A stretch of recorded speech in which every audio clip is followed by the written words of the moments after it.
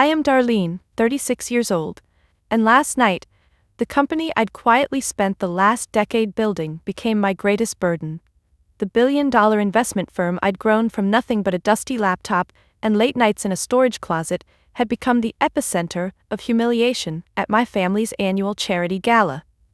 My father, Sterling, demanded I publicly announce my resignation from a position they'd never respected, let alone acknowledged. My refusal earned me icy contempt from him, his eyes narrowing to slivers of disdain. "You're always determined to embarrass this family," he hissed, his voice sharp enough to cut through crystal. Guests glanced sideways, champagne flutes paused midair. I didn't shrink away. Instead, his harsh words awakened something inside me, a clarity sharper than I'd ever known. My silence, my invisibility, was no longer a weakness, it had become my greatest strength. My quiet resolution would become their undoing, a reckoning none of them saw coming. But before I tell you how I turned their humiliation back onto them, let me know where you're watching from, and hit subscribe if you've ever overcome something for your family, because you have no idea what they'll do once they realize I was their only hope all along. Growing up, I was the one nobody noticed. The middle child, squeezed between my older brother Carson, father's prodigy and heir apparent, and my younger brother Zeke, the charmer who could do no wrong. While Carson effortlessly climbed corporate ladders, groomed to inherit the family's failing conglomerate, and Zeke coasted through law school on charm alone, I quietly brought home straight A's, acceptance letters from Ivy League schools, and eventually an MBA from Wharton. My successes were footnotes, brushed off as if they belonged to someone else. My father owned a vast empire, Sterling Ventures, a legacy he'd proudly inherited, and then run straight into near bankruptcy with prideful stubbornness. My mother, Patricia, was the picture-perfect socialite, her smile as calculated as a bank balance. Their lives revolved around image, prestige, and the careful curation of appearances, and there was no place in their photo-perfect world for a daughter who was just smart and driven without fitting neatly into their scripted narrative.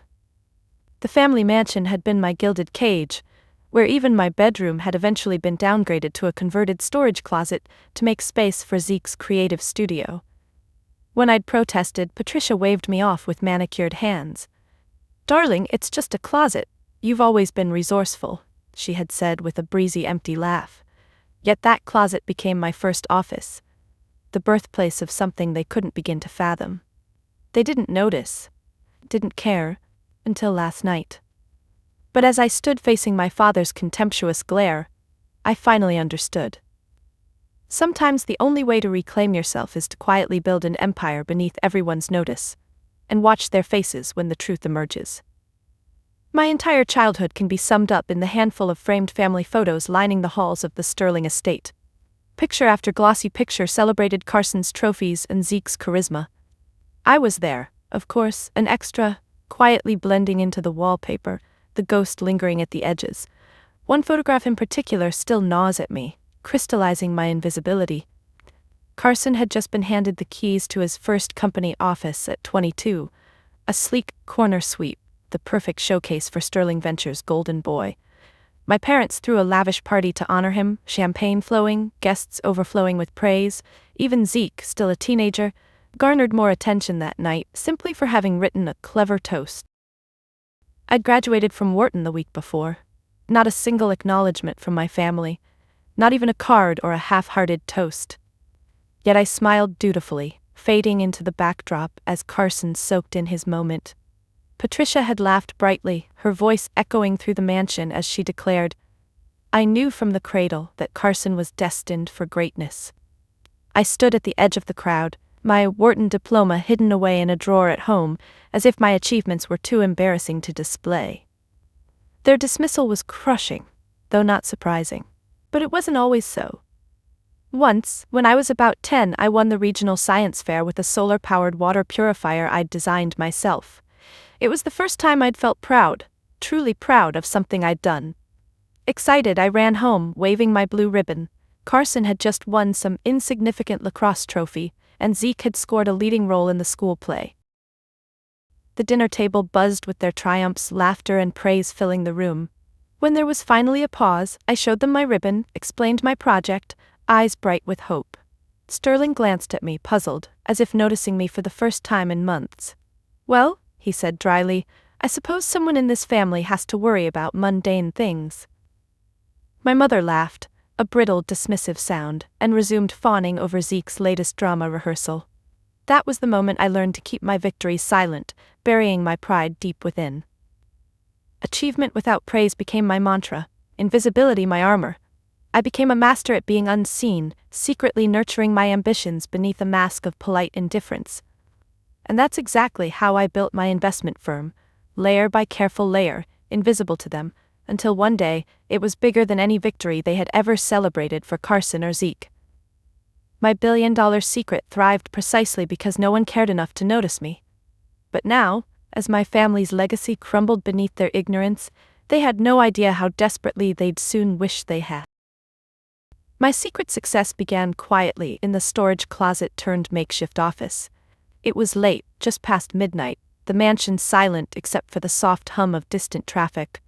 I sat cross-legged on an old yoga mat, my laptop propped up on a stack of cardboard boxes, desperately skimming through industry reports.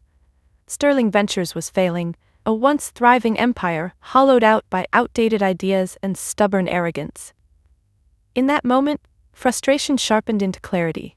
My family refused to see the world changing around them, locked in patterns that had become liabilities.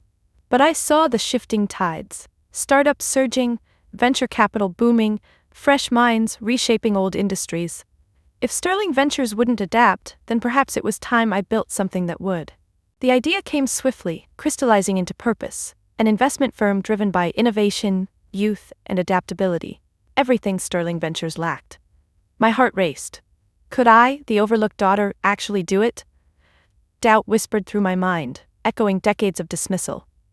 But as I glanced around the small, dim closet, I felt a fierce, defiant resolve ignite inside me. I had nothing left to lose, nothing except the belief that my worth depended on their acknowledgement. I named the company Phoenix Capital, symbolic of rebirth, rising quietly from ashes. I poured every waking moment into research, carefully mapping the first cautious steps forward. Early mornings, late nights, sneaking Wi-Fi from local cafes, I learned to hustle silently, guarding my secret like a priceless jewel. When the first small deal closed, an investment in a promising biotech startup, I sat stunned, staring at the screen as reality sank in. I had done it. Me. Alone. No applause needed. With each success, my confidence grew, fueling bolder moves. Phoenix Capital expanded, quietly building a reputation among forward-thinking investors. But despite the growing pressure, the real challenge wasn't business, it was keeping my secret from my family, especially when Phoenix began making waves in the finance world. I often had to swallow my pride as Carson pompously declared at family gatherings, "The market's saturated, there's no room for newcomers." I smiled politely, choking back laughter, thinking of Phoenix's rapidly multiplying returns. Years passed, and my quiet project blossomed into a billion-dollar powerhouse. My office was no longer a closet but the sleek, glass-lined penthouse of a downtown skyscraper. Yet my family remained blissfully ignorant, too self-absorbed to notice my absences, my distracted glances at financial headlines, my discreet late-night calls, but I knew secrecy couldn't last forever. And as I sat at my desk on the verge of a landmark deal that would forever cement Phoenix Capital's status, dread gnawed at me. Not because of business, but because of a family dinner invitation burning ominously on my phone. This time I knew my silence wouldn't shield me much longer. My hands tightened around the steering wheel, fingers clammy as I pulled into the driveway of my family's sprawling estate. Even after all these years, its grandiose columns and manicured gardens felt cold and unwelcoming, monuments to a life I'd never truly belonged in. I glanced at the glowing notification on my phone, my CFO texting excitedly about tomorrow's crucial $1.2 billion merger deal. Yet, tonight, all that awaited me was bitter roast chicken and my father's trademark disdain. Walking up the polished marble steps felt like trudging toward a firing squad. Patricia opened the door, champagne glass already in hand. She scanned me briefly, lips pursed. "Darlene, really, couldn't you at least try? We have guests tonight." I smoothed my dress, a simple, elegant black sheath. "Nice to see you too, Mom." Inside, Carson was already holding court, regaling investors and family friends with grand stories about Sterling Ventures' so-called strategic expansions. Zeke lounged casually, flashing easy smiles, his charm masking a lifetime of professional underachievement. Sterling spotted me, his eyes hardening instantly. "Late, as usual," he snapped, his voice loud enough to catch everyone's attention. "Still playing at your little side projects, are you?" My jaw tightened, but I forced a calm smile. "Something like that." Dinner was torture, course after endless course of thinly veiled insults. Carson nudged Zeke, smirking. "Maybe Darlene could give you some tips on how to succeed without actually succeeding." Zeke laughed, shrugging lazily. "Nah, that requires skill." My father chuckled harshly, leaning forward. "Really, Darlene, isn't it time you stopped embarrassing yourself? I've already told investors you'll soon step down from the firm. Consider it your contribution to preserving what dignity you have left." My blood ran cold. "Excuse me?" Sterling's eyes glittered with cruel amusement. "Phoenix Capital, wasn't it?" "Yes, darling, I know all about your little hobby. Honestly, I'm surprised you managed even this far, but playtime's over. Announce your resignation or consider yourself cut off from this family entirely." His ultimatum echoed in stunned silence. Guests exchanged awkward glances, sipping wine to mask discomfort. Patricia's carefully constructed smile tightened dangerously, eyes boring into mine, silently daring me to defy Sterling's order. The betrayal cut deep, yet part of me had always expected it. Years of neglect and dismissal had finally culminated in a single decisive blow. And yet, standing there, publicly humiliated, something unexpected rose within me. Not shame, but clarity.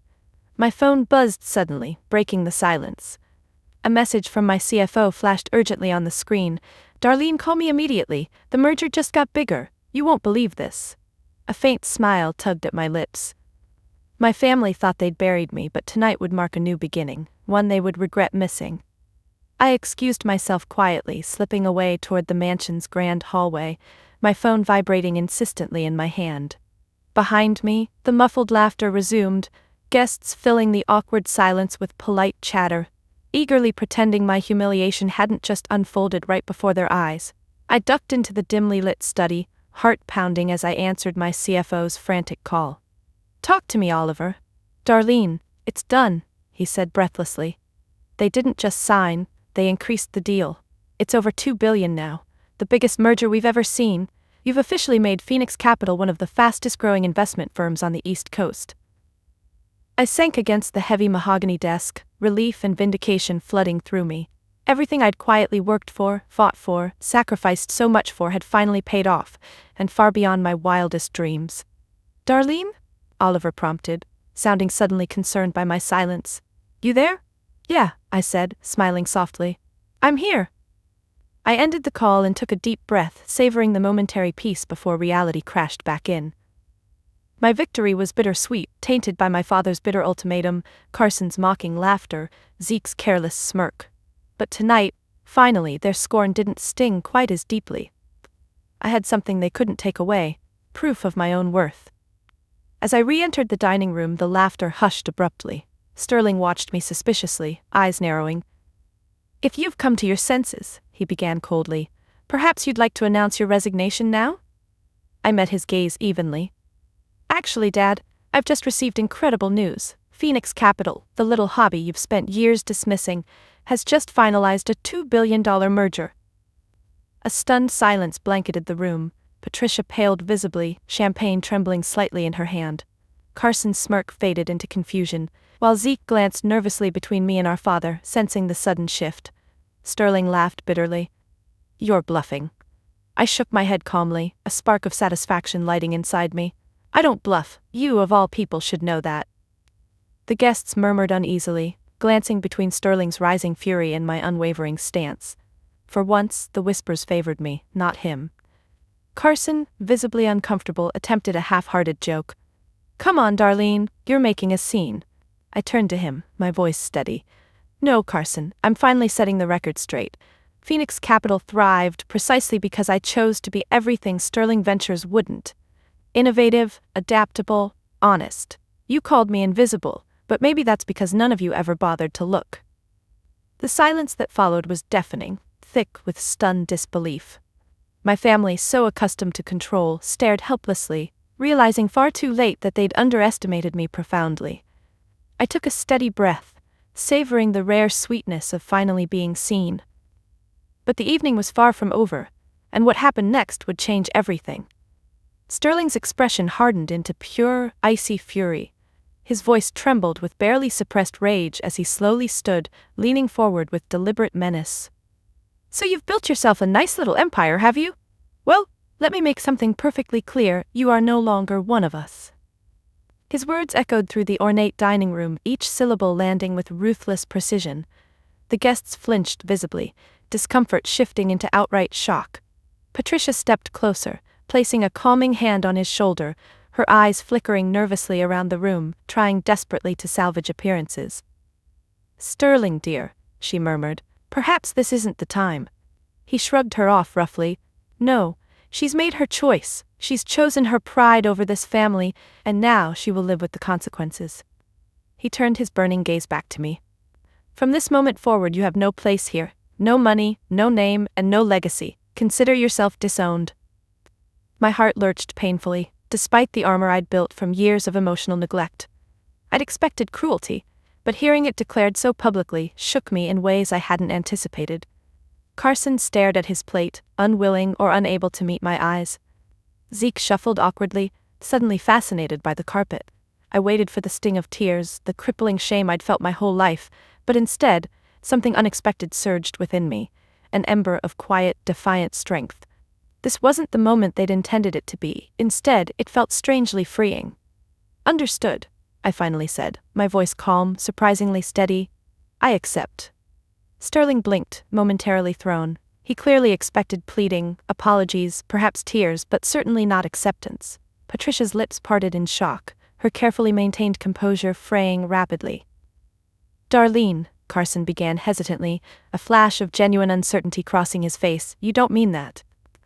"I absolutely do," I said firmly. "This family never valued me. Maybe it's about time I stopped chasing something none of you can give." Sterling's eyes narrowed dangerously. "You'll regret this." "I doubt it," I replied evenly, turning my gaze to the gathered guests. "You've all just witnessed Sterling Ventures officially disown the only person capable of saving it. Remember that clearly, because soon you'll realize exactly how costly arrogance can be." I turned sharply, the room blurring slightly around me as adrenaline pumped furiously through my veins. My footsteps echoed against the marble floor, steady and resolute, until I stepped through the mansion doors and into the cool night air. Standing on the front steps, inhaling deeply, I felt a strange, exhilarating freedom. My phone buzzed again, urgently in my hand. Phoenix Capital's success unfolding rapidly. I'd lost my family, yes, but I'd finally found myself. I'd barely reached the edge of the driveway, my breath coming in quick, shallow bursts, when my phone vibrated urgently again. Oliver's name flashed insistently, and I answered swiftly, voice still tinged with adrenaline. "What's happening now?" "Darlene, you won't believe this." Oliver's tone crackled with excitement and urgency. "News about our merger leaked, Wall Street's going wild, our valuation just surged another $1 billion, we're officially headline news." I paused, suddenly dizzy, gripping the wrought iron gate for support. $3 billion? "Yes," he said, breathless. "Phoenix Capital's now one of the fastest, most talked about success stories in finance history. Your name, your story is everywhere. Investors, media, everyone wants a piece of you." The irony hit sharply, forcing a shaky laugh from me. Moments ago, Sterling had stripped me of a legacy I'd never truly had, and now my real legacy was blossoming spectacularly, without him, without any of them. Oliver's voice softened, sensing my silence. "You okay, Darlene?" "Better than okay," I whispered, feeling tears of relief sting my eyes for the first time that night. "Tell the team we're celebrating tomorrow. They deserve it." I ended the call, drawing a deep, steadying breath, only to hear hurried footsteps behind me. Turning, I saw Carson and Zeke approaching quickly, urgency etched across their faces. "Darlene, wait," Carson called, voice strained. "You can't just leave like this." "Can't I?" I raised an eyebrow, challenging him quietly. "I was just disowned publicly, remember?" Zeke fidgeted nervously. "Dad didn't mean it, he was angry." "Oh, he absolutely meant it," I replied calmly, feeling a new surge of clarity. "The problem is, he's about 10 years too late. You all are. Carson took a step closer, voice dropping conspiratorially. Look, we didn't know what you'd built. This changes things. Sterling Ventures needs you, Darlene. The company's drowning. I nearly laughed aloud. You expect me to believe you didn't know Sterling Ventures was failing? You're the heir apparent, Carson. Isn't saving the family company your birthright? He winced, shame coloring his cheeks for the first time. We made mistakes. The truth is we underestimated you. All of us. Zeke nodded quietly, sincerity briefly replacing his usual charm. Just talk to Dad. He'll apologize, he'll fix it. I studied them carefully, seeing the desperation beneath their carefully constructed masks. My family was finally desperately vulnerable, and now they needed me. Tell Dad, I said softly, holding their gaze firmly, Phoenix Capital isn't his lifeboat, and neither am I. Their eyes widened with shock as I stepped away, feeling more empowered than ever. I'd spent my entire life invisible, forgotten, and now when they finally saw me clearly, it was far too late. I left them standing speechless at the gate, illuminated by moonlight, finally tasting the consequences of their dismissal, and it was more satisfying than I'd ever imagined. The next morning, my phone rang incessantly. A relentless chorus of media, investors, and, unsurprisingly, my family. I declined every call from Sterling and Patricia, each voicemail more frantic, more pleading than the last. Overnight, Phoenix Capital's meteoric rise had become headline news, the once dismissed daughter now publicly hailed as a financial visionary. My doorbell rang, pulling me away from my phone's buzzing screen. Through the intercom, I saw Patricia standing stiffly, visibly uncomfortable outside my apartment door, far removed from the gilded estate she usually haunted. Opening the door cautiously, I eyed her quietly. Mother? She hesitated, her practiced elegance faltering. Darlene, please, may I come in? Reluctantly, I stepped aside, gesturing for her to enter. She glanced nervously around the sleek penthouse, suddenly aware of the magnitude of my success. It's lovely, she murmured softly, her voice uncharacteristically small. Why are you here? I asked plainly. Patricia cleared her throat delicately, visibly struggling to maintain composure. Your father, he realizes he was mistaken, we all were.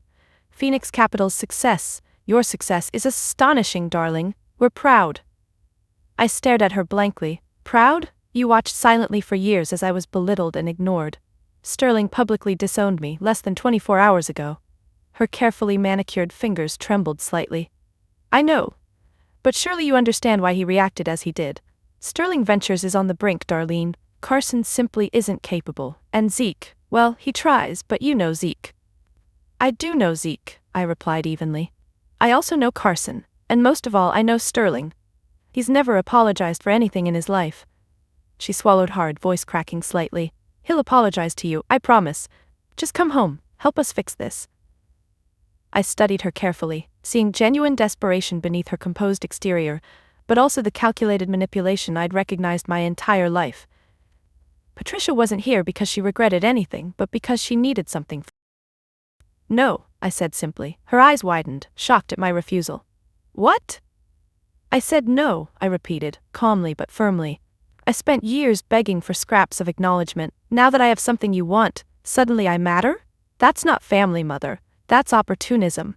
Sterling Ventures chose its path years ago. Her lips pressed together tightly, anger flickering beneath her carefully maintained mask. So you're choosing revenge? No, I said quietly. I'm choosing self-respect. Patricia stared at me, disbelief shading into bitter resignation. Finally, she turned stiffly, walking silently toward the door. Pausing briefly, she looked back, voice brittle. You could have had your family back. I already have family, I replied gently. They're the ones who saw me when you wouldn't. She left without another word, the door clicking softly shut behind her, marking a final, powerful closure. My real family wasn't tied by blood. They were chosen, built on mutual respect and authenticity, and from now on, that was all I'd ever need. That evening, my apartment buzzed warmly with laughter and voices I truly loved, my chosen family. Oliver sprawled comfortably on the couch, playfully teasing Ava, Phoenix Capital's brilliant marketing director, as she swatted at him good-naturedly. Around the table, a diverse group of colleagues and friends passed cartons of Thai food, their conversations humming with genuine affection. You've officially broken Wall Street, Ava said, grinning widely as she raised her glass. To Darlene, the stealth queen of finance. A chorus of cheers erupted around me, faces beaming with pride, not because of my money or my sudden fame, but because they'd witnessed firsthand every quiet step I'd taken. This wasn't admiration rooted in envy, it was joy, sincere and unconditional. I felt a warmth swell in my chest, powerful and healing. This apartment, filled with the sense of takeout curry and the gentle teasing between friends, felt more like home than the Sterling mansion ever had. Here I was valued not for what I could provide or protect, but simply for who I was. Oliver leaned closer, voice gentle but curious. "You sure you're okay though? Your family, they've been relentless today." I nodded slowly, thoughtful. It hurt, but honestly, losing them helped me finally see who my real family is. It's all of you, people who've believed in me when no one else did. Ava smiled softly. "We've always seen you. The Sterlings were blind." "I spent so long chasing their approval," I admitted quietly. "But tonight, being here, I realize approval isn't love. Love is this, showing up, seeing each other clearly, choosing each other every single day." A comfortable silence fell briefly, warmth wrapping around us like a comforting blanket. Oliver raised his glass, smiling fondly. "To chosen family, stronger than blood." We clinked glasses, laughter echoing brightly around the room, drowning out any lingering doubt or regret. Sterling Ventures and the mansion's cold marble halls felt like faded memories from another lifetime, replaced by the vivid, joyful reality I had built myself. Later, as my friends began drifting toward home, Oliver lingered behind. He placed a comforting hand on my shoulder, his voice low and sincere. "Darlene, just know, you're not alone. Whatever comes next, you have all of us." I squeezed his hand gently, gratitude thickening my voice. "I know, and that's what makes me strong." When the apartment door finally closed behind him, leaving me alone, the quiet wasn't lonely. It was peaceful. Outside, city lights sparkled like stars, vibrant and alive. For the first time I felt truly seen and deeply loved. My family had tried to break me, but in doing so, they'd unintentionally set me free. And tonight, surrounded by laughter and genuine love, I realized something powerful. Being invisible to them had been my greatest gift, pushing me toward those who truly mattered. Tonight, I'd finally come home. In the days following the dinner, Phoenix Capital soared higher, our success undeniable. But with success came new waves of pressure, from investors, the media, and yes, my relentless family. Boundaries, I'd learned, were no longer optional. They were essential for survival. I began my days earlier, starting with a quiet walk along the river, savoring the solitude before my schedule consumed me. As I navigated this new reality, I made one thing crystal clear to my team. Sterling Ventures was off limits. Any overtures from my family were to be politely, firmly declined. It didn't take long for Sterling himself to test my resolve. He arrived unannounced at Phoenix Capital's lobby, pacing impatiently as security nervously called up to my office. Against Oliver's cautious advice, I took the elevator down to meet him. "Darlene," Sterling began immediately, barely containing his agitation, "you can't keep ignoring me." "I think you'll find I can," I replied calmly. His jaw tightened, frustration evident. "Fine, I deserve that. But surely we can talk rationally. You have a responsibility to your family name." "No," I interrupted, voice gentle but firm. "I have a responsibility to myself. Phoenix Capital isn't yours, and neither am I." He blinked, momentarily speechless. For Sterling, accustomed to absolute control, my firm boundaries were foreign territory. "I've apologized, Darlene. Isn't that enough?" "You haven't apologized," I corrected gently. "You regret your mistake, but you don't regret hurting me." Sterling flinched slightly, clearly unprepared for direct confrontation. "Is this about revenge?" I shook my head slowly, maintaining eye contact. "This isn't revenge. It's clarity. Boundaries are about respect, Sterling. Respect I never received from you. Phoenix Capital will never be Sterling Ventures' backup plan." He hesitated, visibly struggling with the unfamiliar humility I demanded. "What if I said we truly need you?" I smiled softly, with quiet strength. "You don't need me, you need a lifeline, and unfortunately for you, I'm no longer in the business of rescuing people who refuse to change." Silence hung heavily between us. Finally, Sterling sighed deeply, weariness replacing his arrogance. "Then tell me what you want." "I want you to respect my choice," I replied steadily. "I want distance, and perhaps someday when you've truly reflected, we can talk again. Not as rivals or saviors, but as people." He regarded me quietly, perhaps truly seeing me clearly for the first time. Eventually, he nodded slowly. "All right. I understand." As Sterling turned and left, stepping through Phoenix Capital's glass doors and into the street, I felt relief flood me, a weight lifting from my shoulders. Boundaries weren't just walls, they were freedom. For the first time, I'd drawn them clearly, unapologetically, and without guilt. Returning upstairs, Oliver raised an eyebrow curiously. "Everything okay?" "Better than okay," I replied calmly, feeling stronger than ever. I finally closed the gates. My fortress was built, not to isolate, but to protect the life and family I'd chosen, and no one, not even Sterling, could breach it again. Over the next year, Phoenix Capital transformed from a rising star into an undeniable powerhouse, changing lives and reshaping industries. But my proudest achievement wasn't measured in billions or headlines, it was in reclaiming the Sterling name on my own terms. My father's company, Sterling Ventures, eventually collapsed under the weight of arrogance and poor decisions.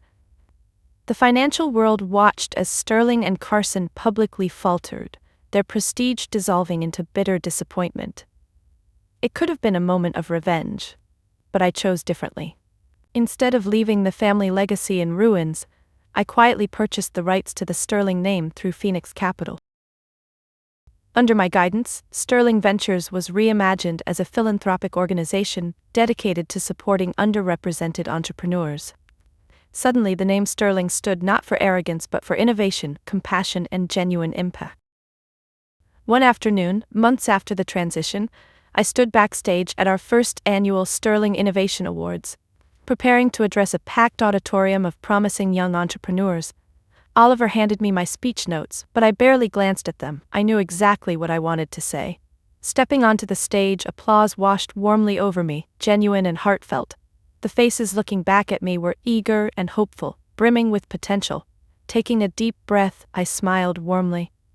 "Today," I began, voice steady, filled with sincere passion, "we reclaim the Sterling name, not as it was, but as it should be, a beacon of creativity, resilience, and opportunity.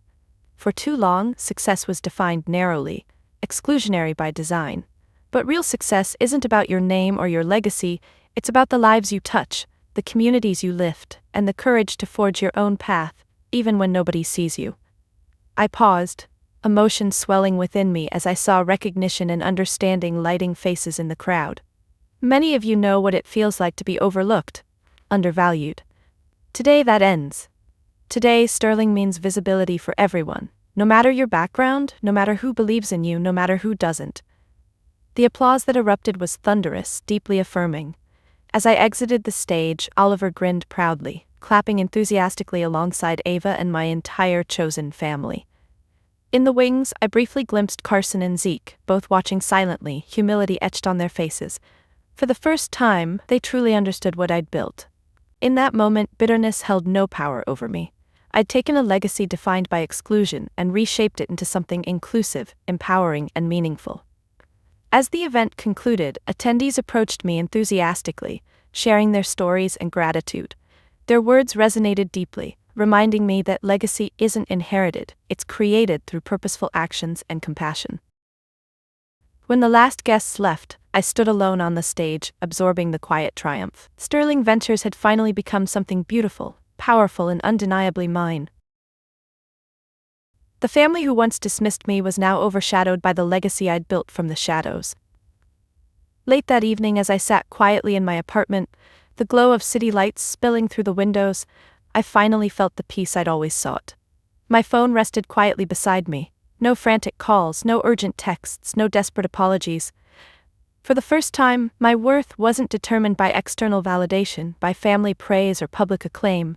It was something quieter, stronger, deeper within me. The quiet was interrupted only by my own calm breathing, a sound I'd once found lonely, but now felt deeply comforting.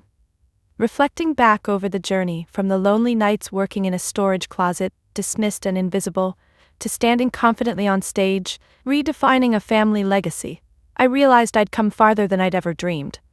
I thought briefly of Sterling, Patricia, Carson, and Zeke. They'd lost something precious, not just the company, but the chance to truly see me, to know me, to love me. But their loss no longer defined me. I'd spent so many years yearning for acceptance, believing their approval would fill the emptiness I felt. Tonight, I understood clearly that real fulfillment could only come from within. I leaned back against the soft cushions, eyes drifting shut, savoring this newfound clarity.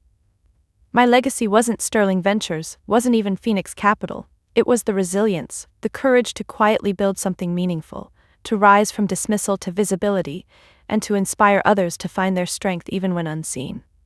Tomorrow the world would move forward, filled with new challenges, new triumphs, new moments of doubt. But tonight, I allowed myself the quiet luxury of gratitude. Gratitude for the pain that shaped me, for the love of chosen family, for the boundaries I'd learned to embrace, and for the quiet victories that mattered far more than applause. In the stillness, I felt whole, deeply enough to realize this wasn't the end. It was simply the beginning of a life authentically lived. Have you ever felt invisible, overlooked, or undervalued by the people you hoped would believe in you most? I've shared my story today because I want you to know that your worth doesn't come from the approval of others, not even your family. It comes from within, from your strength, your dreams, and the quiet courage it takes to keep going when no one is watching. If my journey resonated with you, please share your stories in the comments. Tell me how you've reclaimed your voice, your legacy, your name, because every story matters, and every voice deserves to be heard. Remember, if you've ever felt invisible, you're not alone. There's power in choosing yourself, power in building your own legacy, and incredible strength in defining success on your own terms. If my journey resonated with you, please like, subscribe, and share it with someone who needs to hear that it's okay to define success in your own way. Together, we're not just reclaiming our stories, we're redefining them. Ask yourself, whose approval are you still chasing? Reflect on what truly matters to you, and please, share your journey. Your voice matters more than you know.